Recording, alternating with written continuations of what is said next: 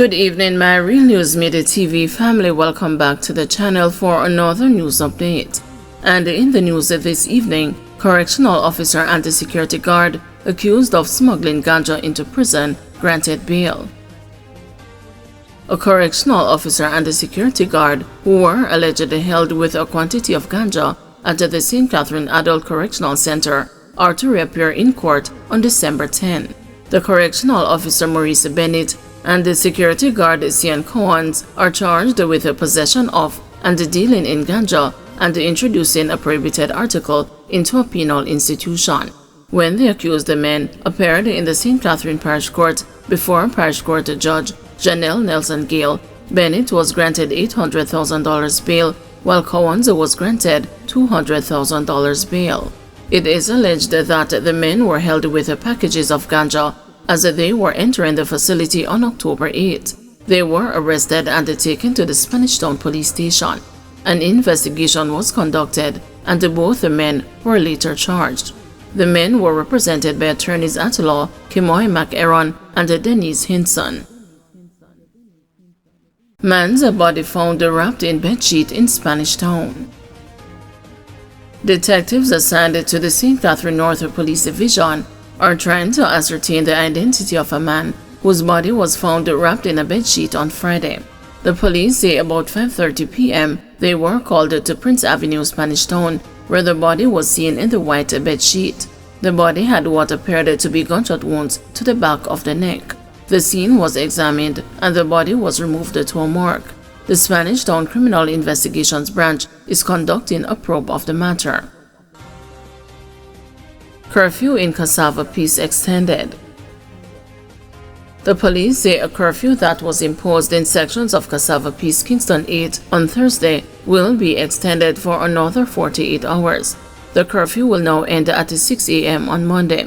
The boundaries of the curfew are north from Grasvenor Heights to the intersection of Grasvenor Terrace and the Constant Spring Road, south from the intersection of Clifton Boulevard and the Mannings Hill Road to the intersection of Mannings Hill Road and the Glen Drive, east from the intersection of Grasvenor Terrace and the Constant Spring Road along Constant Spring Road through Casava Peace Road to the intersection of Mannings Hill Road and the Clifton Boulevard, west from the intersection of Mannings Hill Road and the Glen Drive to Grasvenor Heights.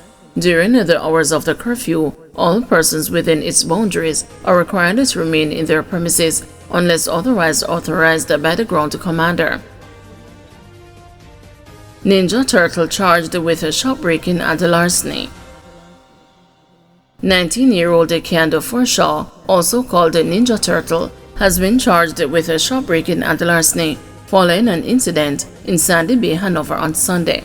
The Hanover police say that after securely locking his business place the night before, a shop owner returned the following morning to discover it was broken into. On entering, he found that food items, clothes and household items amounting to $38,270 were stolen. An investigation was launched, and on October 10, Forshaw was arrested and allegedly confessed to the crime. He was later charged. Cops provide details on how wanted man in mass shooting was cut down. The police have posted on their social media page with more details about the operation that led to the fatal shooting of a man who was on the country's most wanted list. Acting Assistant Commissioner of Police in charge of Area 5, Christopher Phillips, confirmed on Thursday that a man named Kenrick Campbell, also known as Wormy, and aged 32, was shot and killed in Villa Palm in Spanish Town, St. Catherine, during a reported shootout with the police. Campbell was suspected to have been involved in the Cherry Tree Lane massacre in Fort Potts, Clarendon, earlier this year. According to Phillips, Campbell was a high-priority target for his suspected involvement in the brutal Cherry Tree Lane massacre that claimed the lives of 8 innocent people, including a child. Christopher Phillips, Acting Assistant Commissioner of Police in charge of Area 5.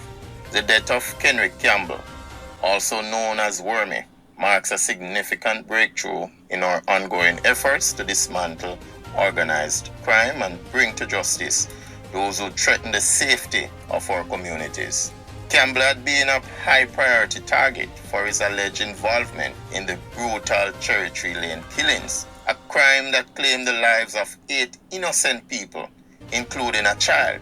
His connections to some of the most dangerous criminal networks, including his association with the notorious Klansman gang, have made him a major figure in the criminal landscape of St. Catherine and surrounding parishes. Campbell's death during a confrontation with the police is a result of relentless and strategic operations aimed at capturing dangerous individuals who continue to disrupt the peace. While this development underscores our commitment to public safety, it also highlights the broader ongoing challenge we face in dismantling gangs and bringing their members to justice. We are aware that Campbell was not acting alone, and we are actively pursuing his accomplices.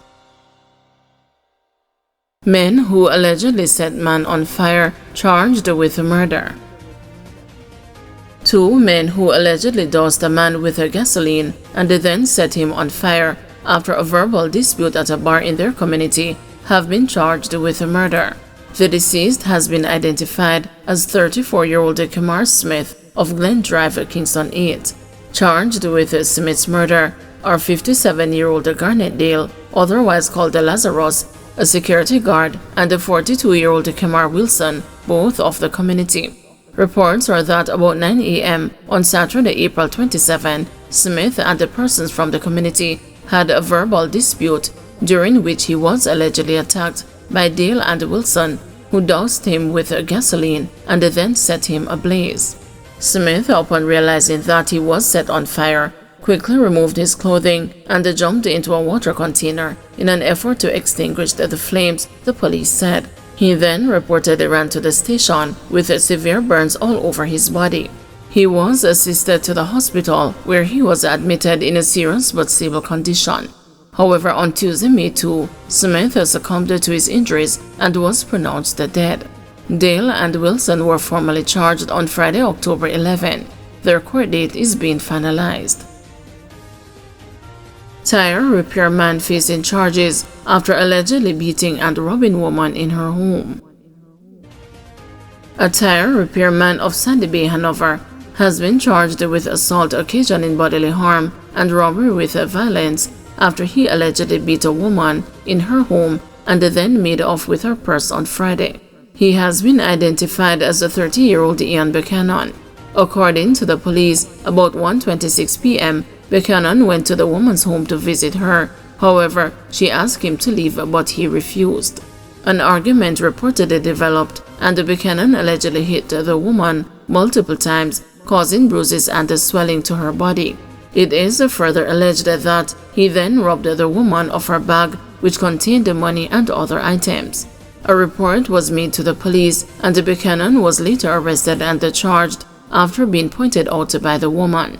His court date is being finalized. Teens allegedly robbed man of iPhone 16 Pro Max and $200,000. The police have arrested and charged 2 teenagers who allegedly robbed a man of his iPhone 16 Pro Max and the cash amounting to $200,000 on the Heavysand Main Road in Withorn, Westmoreland on Friday, October 4. The teenagers, who cannot be identified, have been charged with robbery with aggravation in relation to the incident.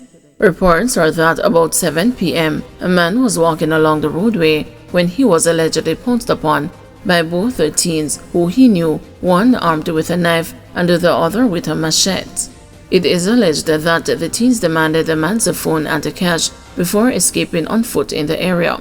A report was subsequently made to the police, and the police escorted the man to the home address of the teens, where they were positively identified.